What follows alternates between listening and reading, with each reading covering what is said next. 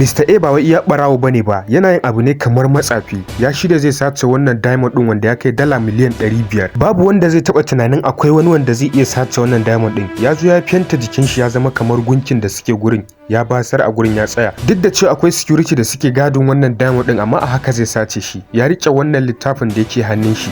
Amma ba littafi bane ba, controller ne na wata na'ura wadda ita ce za ta je ta sato wannan diamond din. Ya dora wannan na'urar ne akan wannan bakin layin yadda za ta saje da wannan bakin abin yadda kyamara ba za ta iya ganin ta ba. Sannan su kansu jami'an tsaron ba za su iya ganin ta ba in dai ba wai sun tsaya sun lura bane sosai. Yana cikin control ɗinta sai wannan ya zo zai taka ta, sai ya maza ya dakatar da ita. Shi kuma bai sani ba, yana ta waya haka bai san abin da yake faruwa a ƙasan shi ba. Sai ya ci gaba da control ɗin wannan na'urar, tana ta tafiya tana bi ta kan wannan bakin layi. Bayan ta ƙaraso daidai inda wannan diamond din yake, to a wannan lokacin sai ya sa ta hau kan abin inda diamond din yake, ci gaba da control ɗinta ya kai ta sama sosai inda dai za ta iya ɗauko mai abin nan. Sai wannan na'urar ya kunna ta, sannan ya ɗauke wannan diamond din da yake gurin nan, sannan ya kunna wata projector da za ta yi replacing din asalin gold din. Za su ga kaman ba a ɗauke shi ba, gashi dai suna ganin shi amma kuma babu shi. Bayan ya ɗauke na asalin sai ya zo ya control din wannan na'urar ya fara dawo da ita baya. Shi kuma wannan yana ta kare wannan projector da aka sa, yana karewa bai ma kula ba. Bayan ya gama sace diamond din ya fito zai fita, ya yi shiga tsofaffi kawai sai ya karo da ɗan sanda.